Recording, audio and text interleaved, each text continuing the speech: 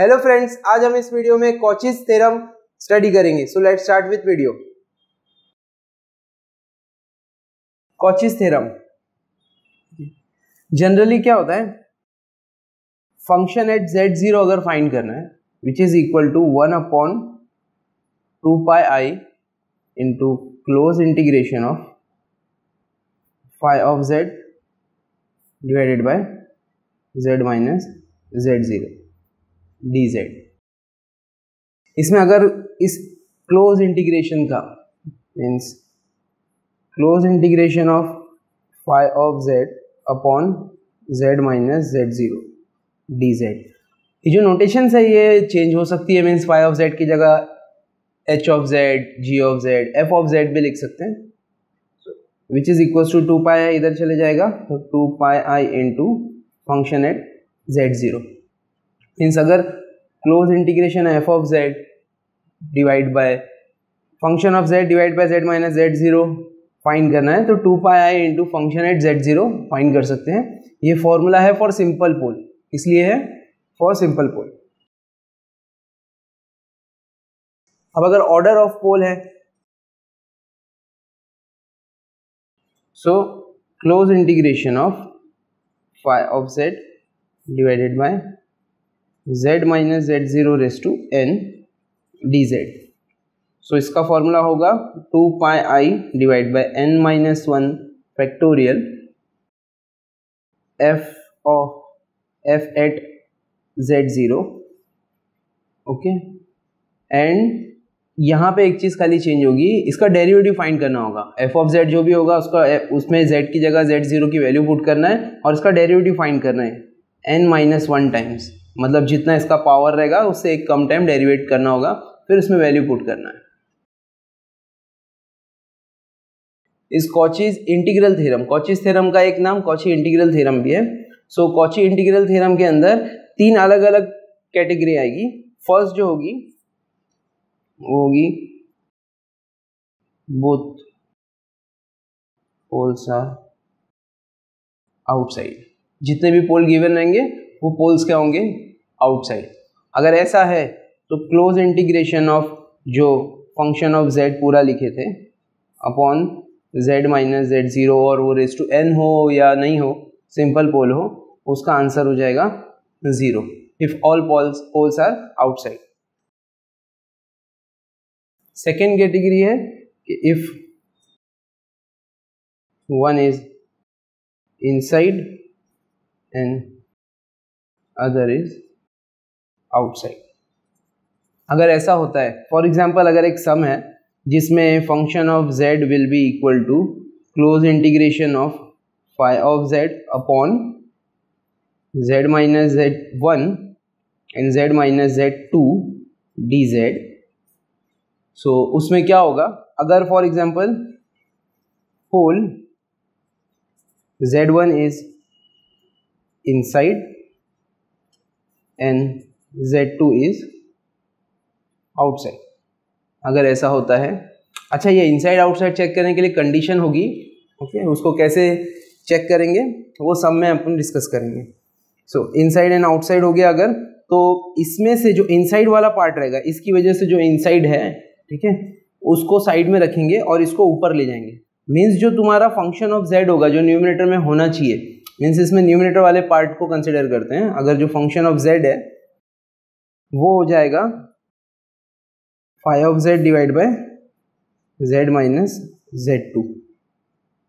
अब इसके अंदर तुमको वैल्यू पुट करना है z1 की। Okay, so function of z वो हो चुका है।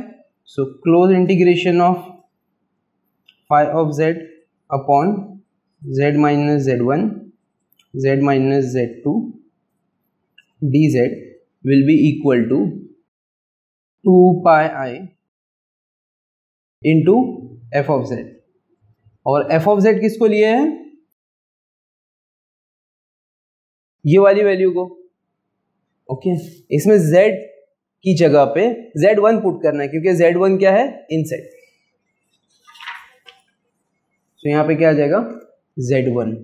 ओके, जो थर्ड वाला है वो है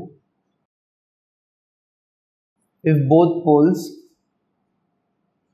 are inside. सो ऐसी कंडीशन में अगर बोथ पोल इनसाइड आ जाते हैं तो क्या करना है, जो अपना close integration of phi of Z upon Z minus z one and z minus Z two, अगर ये दोनों के दोनों पोल इनसाइड है, both z one and z two are inside, so ऐसी कंडीशन में क्या करना है, ये जो दो पार्ट है इसमें से फाई ऑफ जेड साइड में करना है, जो भी फंक्शन ऑफ जेड होगा. सो बचा one upon Z minus z one and z minus Z two.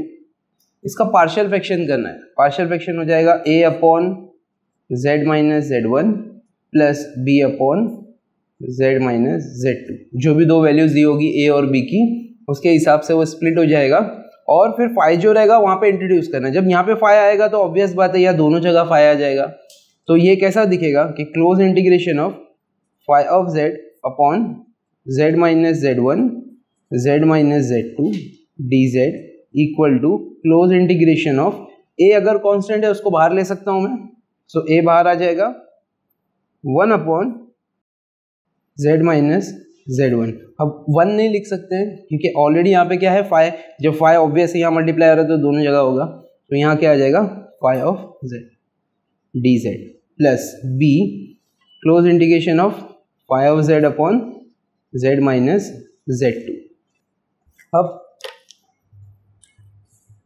इसका अलग कॉची इंटीग्रल थ्योरम अप्लाई करेंगे, इसका अलग अप्लाई करेंगे. सो एक के लिए फॉर्मूला है कि two pi i into F at Z zero, यहाँ पे जेड वन है, सो इधर पे आ जाएगा answer A two pi i into F at Z one plus B two pi i into F at Z two. यहाँ जेड टू की value और यहाँ जेड वन की वैल्यू पुट करना है और ये इसका कंप्लीट आंसर होगा. अब पोल्स के बारे में एक वो देख लेते हैं. फॉर एग्जांपल एक सम है कि one upon z minus two and z plus three the whole square.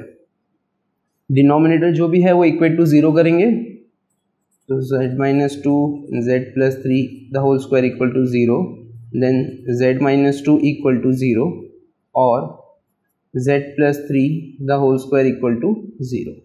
So z equal to two and z equals to minus three. But यहाँ पे क्या हुआ, स्क्वायर उधर चला गया, रूट हुआ, लेकिन रूट जीरो का रूट भी जीरो ही होता है, इसलिए सिर्फ थ्री उधर गया बाद में जब, तो यहाँ पे क्या मिला माइनस थ्री. लेकिन ये वाला है फॉर सिंपल और ये वाला है ऑर्डर वाला. अब ऑर्डर कितना है इसका, जो इसका पावर रहेगा वो ऑर्डर ऑफ टू. एन की वैल्यू जो फॉर्मूले में एन लिखा हुआ है और एन की वैल्यू कितनी हो गई यहाँ पे. अब एक लास्ट चीज, अब अगर ऑर्डर और सिंपल वो आ गया, कंडीशन चेक करना है इनसाइड और आउटसाइड. ठीक है, तो सी दिया होगा, अब वो सर्कल हो एलिप्स हो जो भी हो, ठीक है, उसके अंदर आपको फॉर एग्जांपल ऐसा दिया है modulus of Z equals to 4.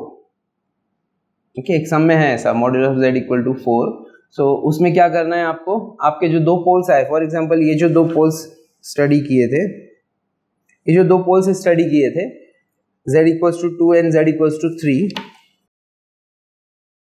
सो इन दोनों में से इस कंडीशन के हिसाब से मीन्स कंडीशन 2 एंड माइनस 3, और कंडीशन क्या है कि z modulus of z is 4. अब ये मॉड ऑफ z का मतलब होता है सर्कल. ठीक है, मॉड ऑफ z का मतलब क्या होता है, सर्कल जिसका सेंटर जो ओरिजिन पे है और रेडियस जो है वो 2 है, 4 है. Centre at origin and radius is 4. सो क्या करना है, इसके बाद एक सर्कल ड्रॉ कर लेना है. अगर आपको इसका रेडियस हो गया 4, अब इस सर्कल के वो जो पोल्स है वो इनसाइड है, क्या ऑब्वियस है, वो जो 2 नंबर है वो यहाँ कहीं होगा और जो -3 है वो यहाँ कहीं होगा. सो दोनों के दोनों इनसाइड द सर्कल आ रहे हैं. ओके, अगर कोई नंबर इस सर्कल के आउटसाइड जा रहा है तो उसको आउटसाइड कंसिडर करेंगे, जो इनसाइड आ रहा है इनसाइड, अगर ऑन द सर्कल है तो उसे भी आउटसाइड कंसिडर करेंगे. Thank you. हेलो फ्रेंड्स, अगर आपको इस वीडियो से थोड़ी भी हेल्प मिली है तो इस वीडियो को लाइक, शेयर, कमेंट और फैमिली और फ्रेंड्स में शेयर करें। Thank you.